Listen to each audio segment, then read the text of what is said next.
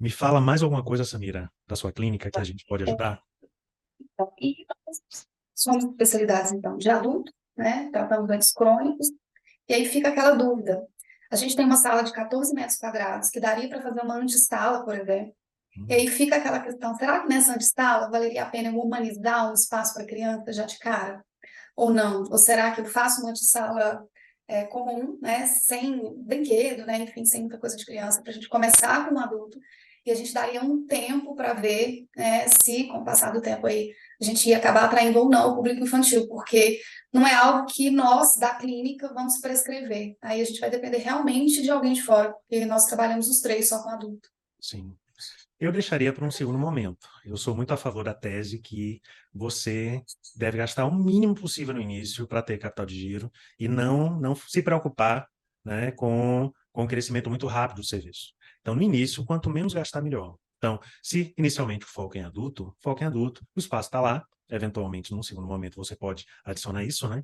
Assim como você pode adicionar no segundo momento também imunização em domicílio, né? Numa cidade de 100 mil habitantes, faz muito sentido fazer imunização em domicílio, que você consegue cobrir a cidade toda em domicílio. Então, por exemplo, a depender do perfil do paciente, um paciente oncológico com dificuldade de locomoção, que está em home care, ou um paciente que, por comodidade mesmo, preferir se imunizar em casa, é mais uma opção. Então, na verdade, o projeto de imunização, ele não é um projeto só.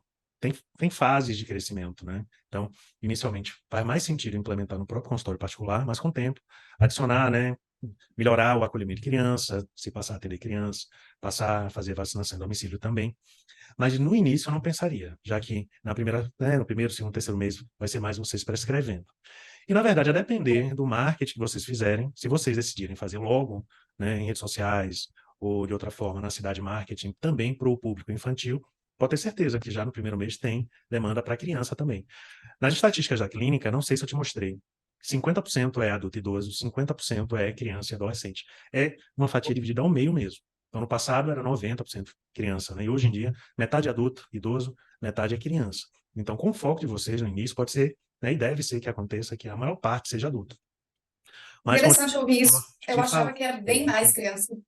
pois é. O que que acontece? Criança, na verdade, hoje, com essa inversão da pirâmide etária da população, né? Como vocês aí estão atendendo muito paciente crônico e paciente neoplásico, né? Está acontecendo primeiro, a população está envelhecendo mais, tem um número maior de idosos precisando de imunobiológico, e segundo, os últimos lançamentos no mercado privado de imunização focaram mais idoso, por incrível que pareça, do que criança. Então, aí, os 5 imunobiológicos lançados recentemente, só um não foi para idoso, que foi a Qdenga, que é dos 4 aos 60 anos, que contorna aquela questão de não poder imunizar soro negativo para dengue, né? Então, quem teve ou não dengue pode se imunizar agora, mas é só essa faixa estreita. Agora, todos os outros 4 imunobiológicos lançados nos últimos 2 anos, influenza de alta concentração, especialmente recomendada pela Sociedade Brasileira de Imunizações para idoso, porque é mais eficaz do que a influenza tetra ou tri padrões, né?